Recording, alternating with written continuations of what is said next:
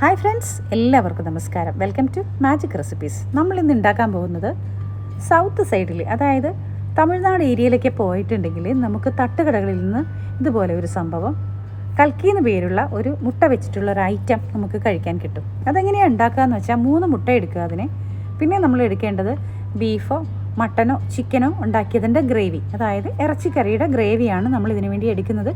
ഒരു സവാളയും ഒരു 4 പച്ചമുളകും കൂടി ചോപ്പ് ചെയ്ത ഐറ്റം, അതും നമുക്ക് മാറ്റി വയ്ക്കാം. ആദ്യം തന്നെ നമുക്കൊരു കാര്യം ചെയ്യാം. ഈ മുട്ടയെല്ലാം പൊട്ടിച്ചൊരു പാത്രത്തിൽ ഒഴിക്കാം. കുറച്ച് ഉപ്പിട്ട് കൊടുക്കാം. ഒരു തവ നമ്മൾ ചൂടാക്കാൻ വേണ്ടി വെച്ചിട്ടുണ്ട്. ദോശത്തവയിലാണ് നമ്മൾ ഇത് ഉണ്ടാക്കുന്നത്. മുട്ട നല്ലപോലെ ബീറ്റ് ചെയ്ത് കൊടുക്കാം. ഉപ്പിട്ട് കൊടുത്ത ശേഷം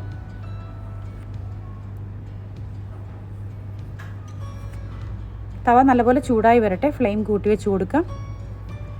മുട്ട നല്ലപോലെ ബീറ്റ് ചെയ്തെടുത്തു. ഇനി ഇതിലേക്ക് നമ്മൾ എടുത്ത് വച്ചിരിക്കുന്ന സവാളയും പച്ചമുളകും കൂടി ചേർത്ത് കൊടുക്കാം. കണ്ടോ, ഇതങ്ങനെ ചേർത്ത് കൊടുക്കാം. നല്ലപോലെ ചോപ്പ് ചെയ്താണ് എടുത്തിരിക്കുന്നത്. നല്ലപോലെ ബീറ്റ് ചെയ്തെടുക്കാം. മുട്ട വറുക്കുന്ന പോലെ തന്നെയാണ്, പക്ഷേ വ്യത്യാസം എന്താ വെച്ചാൽ നമ്മൾ ഇതിലേക്ക് കുറച്ച് ഇറച്ചിക്കറിയുടെ ഗ്രേവി ഇട്ട് കൊടുക്കും. കണ്ടോ, നമ്മളിവിടെ എടുത്ത് വെച്ചിട്ടുണ്ട്. ഒരു 3 ടേബിൾ സ്പൂൺ അളവിലാണ് ഇറച്ചിക്കറിയുടെ ഗ്രേവി ഇട്ടിരിക്കുന്നത്. ഇവിടെ ഞാൻ ബീഫിൻ്റെയാണ് കേട്ടോ ഗ്രേവി എടുത്തിരിക്കുന്നത്. മട്ടനോ ബീഫോ ചിക്കനോ എന്ത് വേണമെങ്കിലും നമുക്ക് എടുക്കാം.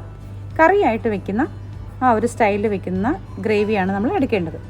നമ്മുടെ തവ ഏകദേശം ചൂടായിട്ടുണ്ട്. നമ്മളിതെല്ലാം ചേർത്ത് ബീറ്റ് ചെയ്ത് മാറ്റി വെച്ചിട്ടുണ്ട്. മുട്ടയും കറിയും സവാളയും പച്ചമുളകും എല്ലാം കൂടി ബീറ്റ് ചെയ്ത് മാറ്റി തവ ചൂടായി തവയിലേക്ക് എണ്ണ ഒഴിച്ചു കൊടുത്തു. സൺഫ്ലവർ ഓയിലോ വെളിച്ചെണ്ണയോ എന്ത് വേണമെങ്കിലും ഒഴിച്ചു കൊടുക്കാം. നല്ലപോലെ ചൂടായി വരുമ്പോഴേക്കും നമുക്കതിലേക്ക് നമ്മളിവിടെ ബീറ്റ് ചെയ്ത് വെച്ചിരിക്കുന്ന മുട്ട ഒഴിച്ചു കൊടുക്കാം. മുട്ട നന്നായിട്ട് വേവിച്ചെടുക്കരുത്. മുട്ട ഇങ്ങനെ ഒഴിച്ചു കൊടുത്താൽ ഉടനെ തന്നെ അതിൻ്റെ സൈഡെല്ലാം ഇങ്ങനെ ചേർത്ത് മടക്കി കൊടുക്കുക. കണ്ടോ, ഇതുപോലെ മടക്കി കൊടുക്കണം. അധികം വെന്ത് എടുക്കാൻ പാടില്ല. ഇത് നമുക്കിങ്ങനെ മടക്കി കൊടുത്ത ശേഷം ബാക്കിയുള്ള ഗ്രേവിയും കൂടി ഈ മുട്ടയുടെ നടുവിലേക്ക് ഒഴിച്ചു കൊടുക്കാം. അതിനുശേഷം അതിങ്ങനെ കവർ ചെയ്ത് എടുക്കുക. ജസ്റ്റ് ഒന്ന് വാടിക്കിട്ടിയാൽ മതി. നമ്മൾ സാധാരണഗതിയിൽ ഓംലേറ്റൊക്കെ ഉണ്ടാക്കുന്ന പോലെ തന്നെയാണെങ്കിൽ കൂടിയും ഓംലേറ്റ് വേവിച്ചെടുക്കുന്ന പോലെ ഇത് നമ്മൾ വേവിച്ചെടുക്കില്ല.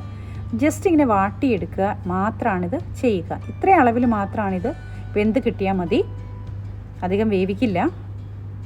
കണ്ടോ, നമ്മൾ തീ ഒന്ന് കുറച്ച് കൊടുത്തു. ഇനി നമുക്കൊരു സെർവിങ് പ്ലേറ്റിലേക്ക് മാറ്റാം. നമ്മൾ വാട്ടിയെടുക്കില്ലേ, മുട്ടയൊക്കെ വാട്ടിയെടുക്കുന്ന അതേ ഒരു സ്റ്റൈലിൽ തന്നെയാണ് പൊട്ടിച്ചിട്ട് ഗ്രേവി കൂടി ചേർത്ത് ബീറ്റ് ചെയ്തിട്ട് വാട്ടിയെടുക്കുക എന്നുള്ളത് തന്നെയാണിത് അർത്ഥമാക്കുന്നത്. പിന്നെ ഇത് ബ്രെഡിൻ്റെയൊക്കെ കൂടെയാണ് കൂടുതലും ഇതൊരു കോമ്പിനേഷൻ വരുന്നത്. ബ്രെഡിൻ്റെ കൂടെ കഴിക്കാൻ പറ്റുന്ന വളരെ നല്ലൊരു ഡിഷാണ്. അപ്പോൾ ഇതെല്ലാവരും ഉണ്ടാക്കി നോക്കണം. കുറച്ച് കുരുമുളക് പൊടി ഒന്ന് സ്പ്രിങ്കിൾ ചെയ്ത് കൊടുക്കാം. മല്ലിയിലയും കൂടിയിട്ട് നമുക്ക് അലങ്കരിക്കണം.